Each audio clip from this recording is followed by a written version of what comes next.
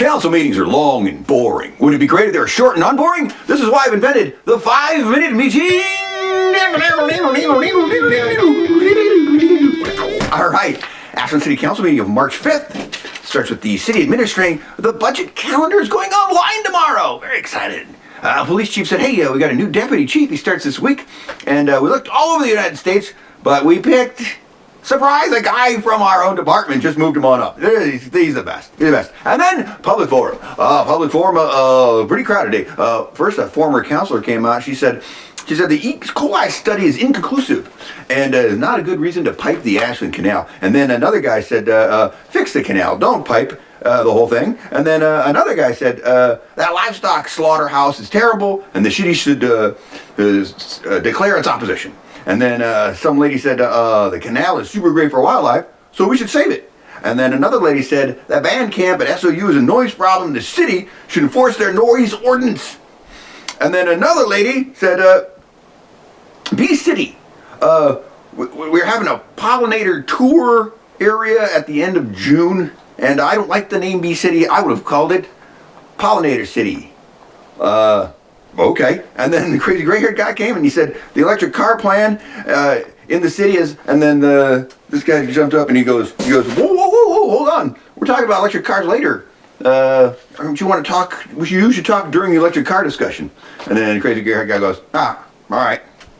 Okay, and then consent agenda. All right, this guy says, we got to talk about this transportation thing we're all talking about. So city guy says, looking at updating some transit survey study feasibility document to apply for state loans and circulation routes vis-a-vis the RVTD, blah, blah, blah. And then the public works director jumped in and said, we just want permission to apply for money to make the plan, and we're trying to get a loan and to see if it's worth buying 2 vans that will go around and pick up the disabled at their homes, see if that's worth doing.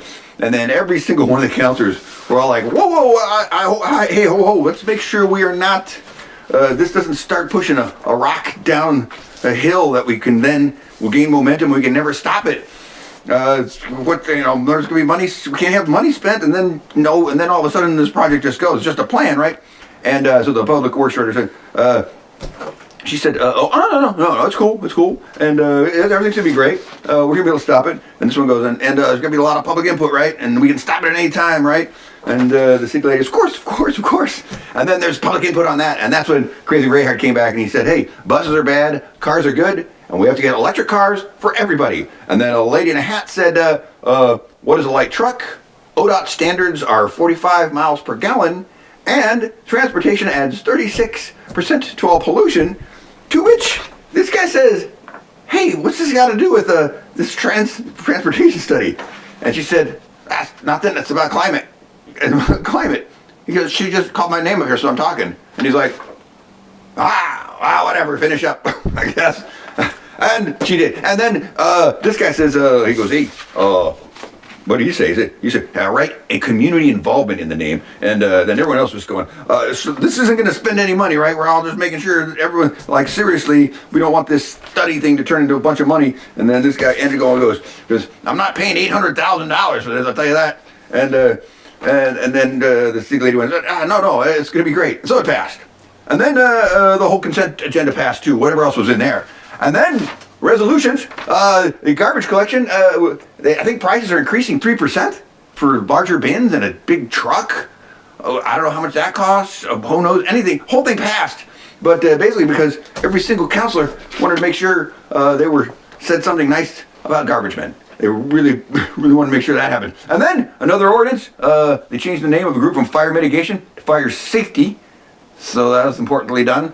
And then system development charges are changed. That's charging developers for roads and sidewalks and utilities and stuff being adding on to pay the city. And apparently they changed the prices for anyone who's building a low-income housing area.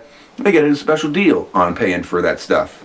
Not a real like free, but deal. And they all talked about it and went, it better be a good deal for them. And they went, yeah, it better be a good deal. Hope it's a good deal for all those low-income people.